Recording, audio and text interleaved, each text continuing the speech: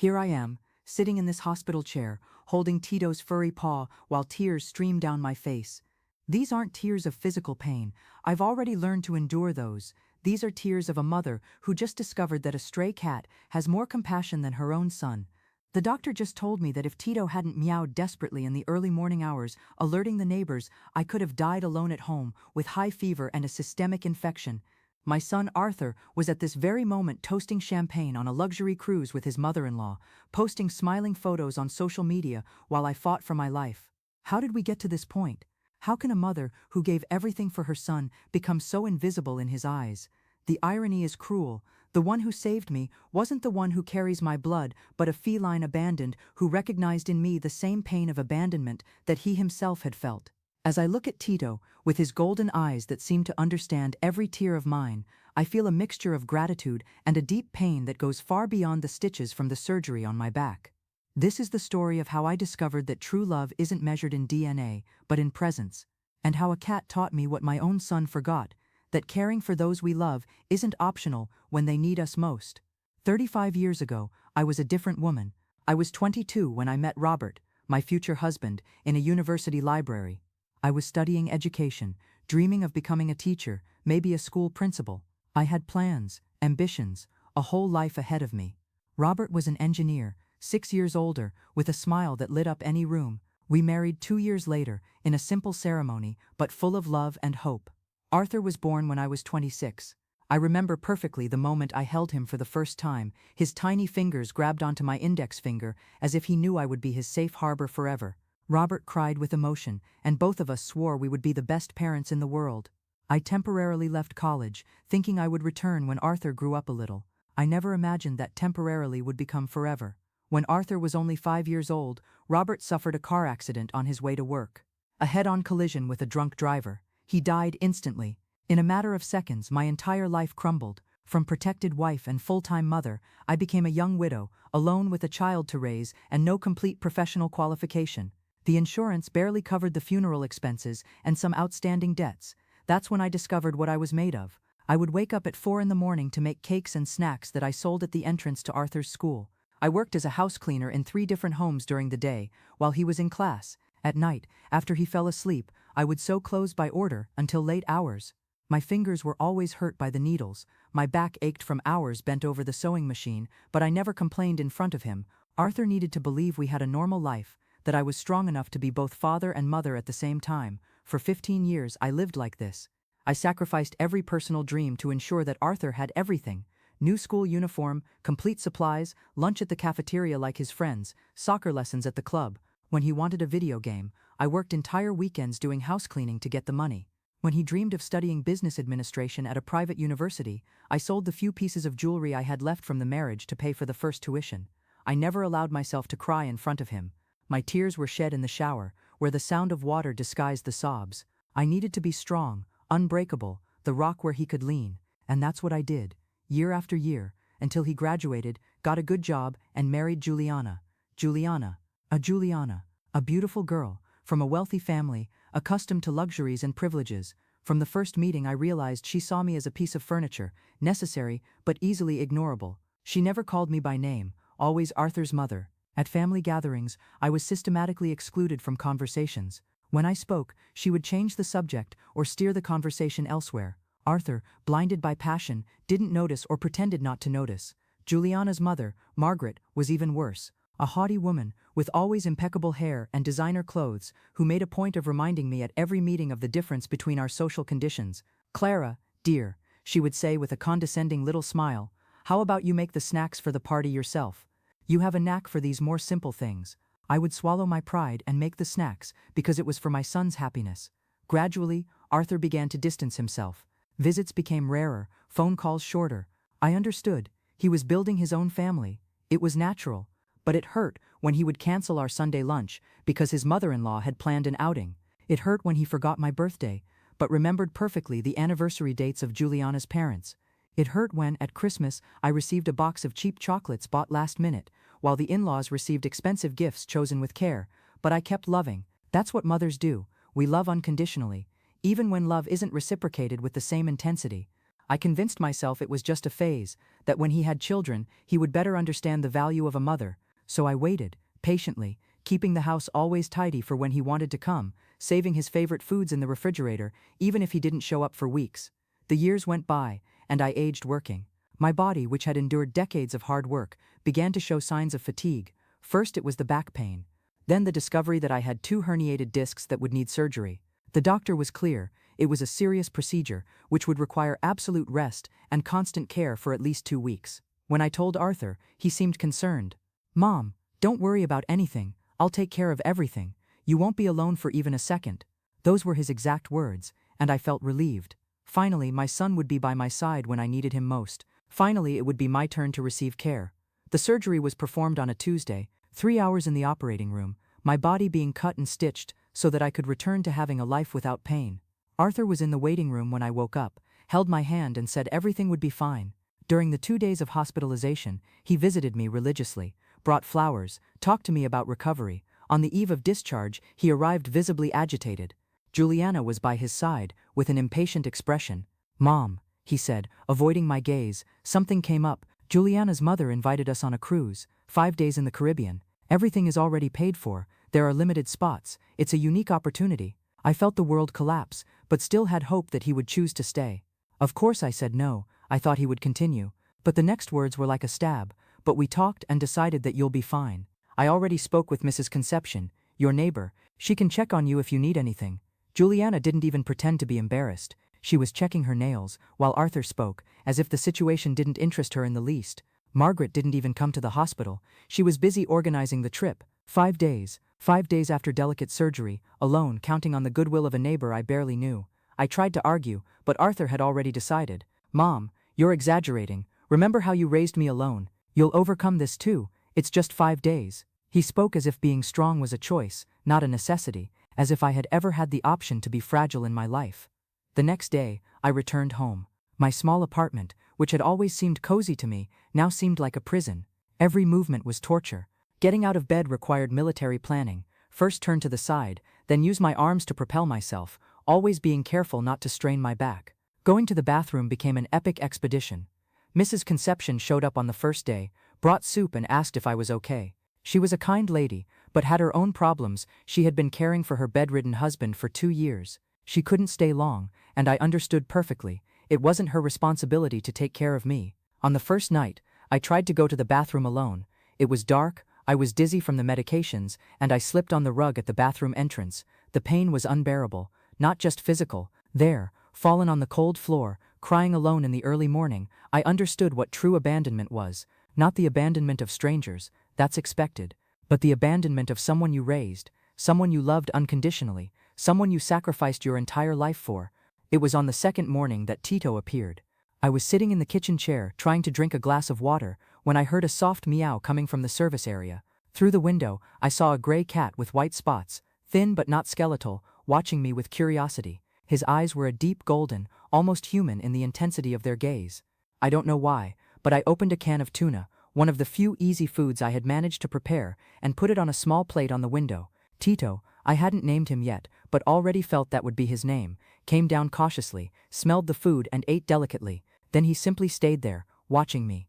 During the second day, Tito remained in the service area. I put food and water for him, and he stayed nearby, as if he understood that I needed company. He wasn't intrusive, just present. In the afternoon, when the back pain intensified and I felt more alone, he would meow softly, as if saying, "I'm here." No message from Arthur, no call to see how I was doing. But social media was full of photos of him with Juliana and Margaret, toasting champagne on the ship's deck, diving in crystal-clear waters, dining in elegant restaurants. In each photo, radiant smiles, as if there was nothing in the world beyond that fun. I didn't exist even as a memory.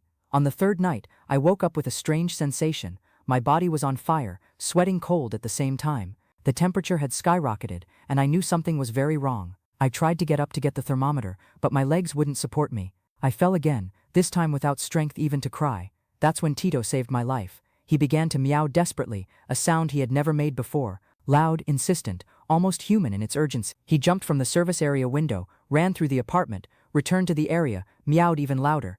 The noise was so much that the neighbors began to complain.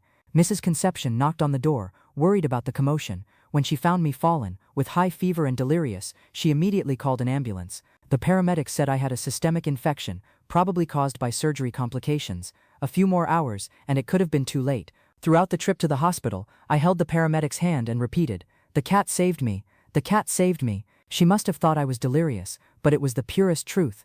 Tito, an animal abandoned like me, had recognized desperation and acted as my son should have acted.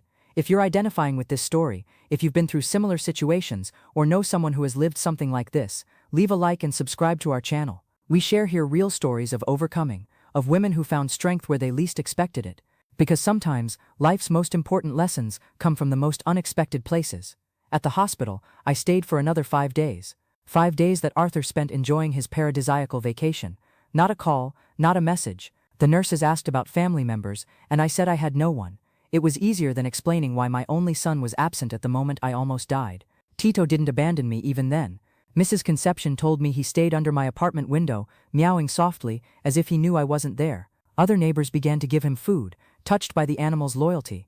Arthur returned from the cruise on a Friday. On Saturday, he received the call from the hospital, informing about my hospitalization. He arrived on Sunday, tanned, relaxed, with flowers in hand, and an air of someone doing a favor. He sat beside the bed and began talking about the trip, as if it were normal for me to be there, having almost died, while he was having fun. "Mom, you're exaggerating. It was just a little fever. Look how well you are now." Little fever, 104 degrees fever, systemic infection, 5 days hospitalized, a little fever. I looked at him as if he were a stranger, because at that moment I realized that was exactly what he was to me, a stranger who happened to carry my DNA. "Arthur," I said with a calm that surprised even myself, "you can leave the flowers on the table. The one who took care of me, who saved my life while you were toasting champagne, was a stray cat. An abandoned cat saw me when my own son decided I was invisible." He tried to argue, talk about unique opportunities, about how I had always been strong, about how he couldn't imagine it would be so serious, but I was no longer listening. I was looking at that 30-year-old man, well-dressed, prosperous, whom I had raised with so much love, and seeing a stranger, seeing someone who had learned that love is conditional, that care is optional, that mothers are disposable when they become inconvenient. I was discharged the following Wednesday. This time I didn't return alone. Tito was waiting for me at the building's entrance, as if he knew I would be back. Mrs. Conception had taken care of him during my absence, and he was chubbier, shinier, but his golden eyes remained the same, full of a loyalty I hadn't found in any human being in my recent life. I made Tito's adoption official that same week. I bought a bed, good quality food, toys. For the first time in decades, I was caring for someone who returned my affection in the same measure. He didn't ask, didn't demand, didn't judge me. He was just there, present, faithful, grateful to have a home. It was during my recovery at home, with Tito keeping me company, that I began to write. First, just venting in an old notebook. Then, on a simple blog I created almost by accident. I wrote about my experience, about abandonment, about discovering that true love has nothing to do with blood. I wrote about Tito, about how an animal taught me what my own son had forgotten. The first text had 50 views, the second, 200. In a week, I had 1,000 readers. In a month, 5,000. Women began to comment, to share their own stories. Mothers abandoned by their adult children, wives left alone in moments of illness, women who had sacrificed their lives for ungrateful families. I discovered that my story wasn't unique, it was just one among millions. There was a silent epidemic of invisible women, of disposable mothers, of forgotten caregivers, women who had given everything and received indifference in return. The blog grew. I began receiving invitations for lectures, for interviews. Publishers became interested in turning my story into a book. At 57 years old, I was becoming a writer, the dream I had abandoned at 22 when I got pregnant. Arthur tried to get closer. He called daily, sent messages, showed up with expensive gifts. Juliana even invited me to lunch at a fancy restaurant, something unthinkable months before. Margaret greeted me with false affection when we met. But I was no longer the same woman. The Clara who accepted crumbs of affection, who was content with leftover attention, had died on that bathroom floor, alone in the early morning. The Clara who resurged, knew she deserved more, deserved presence, not justified absence, deserved priority, not convenience. I responded to Arthur's attempts at reconciliation with polite kindness, but distant. There was no anger. Anger is an emotion that requires energy, and I had learned to save my energy for things that really mattered. There was just a crystal clear understanding that some bridges, once burned, cannot be rebuilt with the same wood. Tito became my reference for loyalty. Where I went, he went along when possible. When I wrote, he stayed by my side, purring softly. When I cried, yes, I still cried sometimes for the mother I had been, and for the son I had lost, he would approach and put his paw on my arm, as if he understood my pain. People asked if I didn't miss Arthur, if I didn't want to forgive him completely. The answer was complex. I loved him, of course. Mothers don't stop loving their children, no matter what happens, but love doesn't mean accepting any treatment. Self-love means establishing limits, even with those we love most. Arthur kept trying. He brought Juliana to formally apologize. She was clearly embarrassed, probably pressured by him, but gave a rehearsed speech about how she had been insensitive. Margaret even sent me flowers on my birthday, something she had never done before. All of them had realized that I was no longer the invisible Clara, that now I had a voice, that other people listened to me and valued me. But true transformations don't happen overnight. For months, I worked not only on my relationship with Arthur, but on my entire view of relationships, of my own worth, of what I was willing to accept in life. The blog became a book. The Cat Who Saved Me became an unexpected bestseller. Women from all over the country wrote to me, telling how my story had inspired them to value themselves more, to establish limits, to seek healthier relationships. I began giving lectures on female empowerment, on self-esteem in later life, on how to rebuild life after 50. Tito accompanied me whenever possible, becoming the mascot of the events. People were moved to meet him, knowing he had been my silent hero. The relationship with Arthur stabilized on a new level. He remained my son, I remained his mother, but now it was a relationship between conscious adults, no longer between a self-sacrificing mother and a son who took her sacrifice for granted. He learned to value our meetings because he knew they were no longer obligatory on my part. Juliana treated me with respect because she realized I no longer depended on her approval. Margaret remained Margaret. But now I had tools to deal with people like her. Her indirect comments or arrogance no longer affected me. I had learned that the opinion of someone who doesn't truly know me has no value whatsoever. 6 months after the surgery, on the exact day when it all began, I organized a small party at home. I invited Mrs. Conception, some neighbors who had become friends, colleagues from the blog. Arthur and Juliana were also there, but now as guests, not as the center of attention. The great honoree was Tito. He got a special cake, made with ingredients suitable for cats, new toys, and lots of affection from all present. During the party I gave a small speech. 6 months ago I almost died. Not just physically, but emotionally. I almost died from invisibility, from being taken for granted, from being loved only when convenient. But I didn't die, and do you know why? Because a being I didn't even know, who owed me nothing, decided that my life was worth saving. Tito taught me that true love isn't measured in words, but in actions. Not in promises, but in presence. Not in convenience, but in faithfulness. I looked at Arthur during my speech. He was crying silently, finally understanding the depth of what he had lost when he chose the cruise.